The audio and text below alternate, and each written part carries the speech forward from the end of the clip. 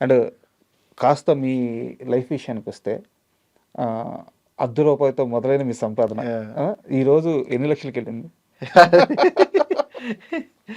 అలా లేదు, బాగుంది. అలా లక్కీగా అంతా కూడా హ్యాపీగా చేసుకుంటూ సినిమాలు గ్యాప్ లేకుండా అలా చేసుకుంటే ఫైనాన్షియల్గా వెల్ సెటిల్డా? ఫైనాన్షియల్గా అంటే మనకి ఎప్పుడు నాకు అదే అంటున్నాను, నేను ఆ థాట్లోకి రాను. ఫైనాన్షియల్గా వెల్ సెటిల్డ్ అని ఇంటి దగ్గర కూర్చుంటే వెనకాల తిరిగిపోద్దండి.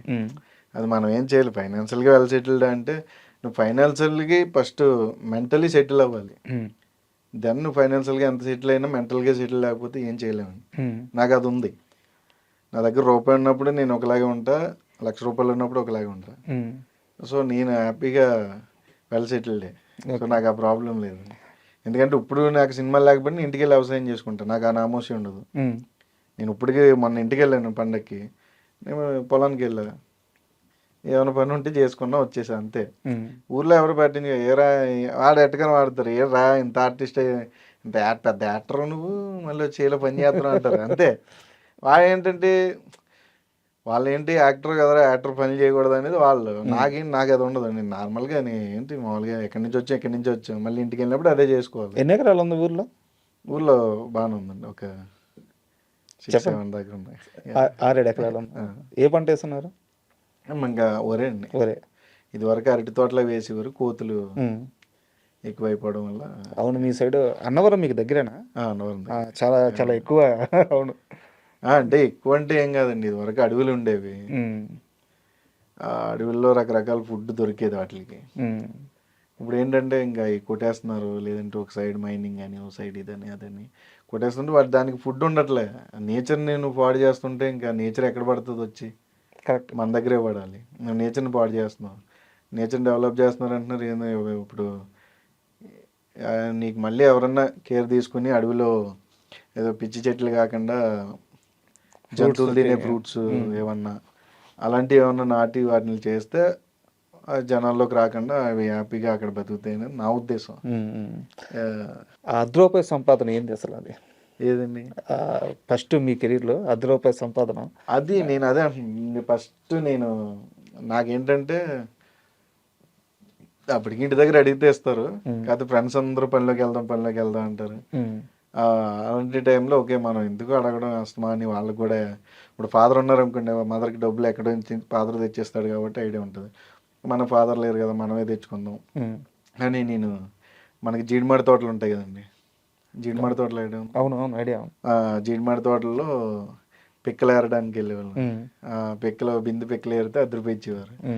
మేము స్కూల్ టైంకి ఒక 2 బిందెలు ఏరుకోవాలి, 2-3 ఫ్రెండ్స్ కలిపి 4-5 బిందెలు ఏరుకుంటే డబ్బులు వచ్చేవి.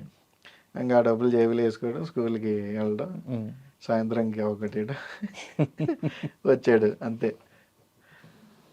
అయ్యండి. అంతే ఆ టైంకి అది చాలా ఎక్కువ. ఆ టైంకి ₹10 అంటే ఇప్పుడు ₹100 అనే వాల్యూ లేదు. ఇప్పుడు వాళ్ళకి తెలియదు అసలు ₹10. అసలు మనీ అంటే వాల్యూ లేకుండా పోయిందండి ఇప్పుడు. అంతే. అంటే మనీ గురించి ప్రస్తావన వచ్చింది కాబట్టి మీకు చాలా క్లోజ్ సర్కిల్ నుంచి తెలుసుకున్న క్వశ్చన్, కసిరెడ్డికి ఇప్పటిదాకా ఫుల్ రెమ్యునరేషన్ ఇచ్చిన వాళ్ళు చాలా తక్కువ మంది, బట్ చాలామంది మీ చుట్టూ ఉన్న వాళ్ళు సజెస్ట్ చేస్తున్నారు మేనేజర్లను పెట్టుకోమని, బట్ మీరు ఆ అప్రోచ్కి వెళ్ళట్లేదు. ఇదంతా నిజమేనా? ఏం జరుగుతుంది అసలు? అలా ఏం లేదండి, నాకు అందరూ ఇచ్చారు. అందరు ఇచ్చారు? ఇవ్వని వాళ్ళు ఎవరు లేరు. నిజమేనా? ఆబ్వియస్లీ నాకు ఇవ్వని వాళ్ళు ఎవరు లేరు.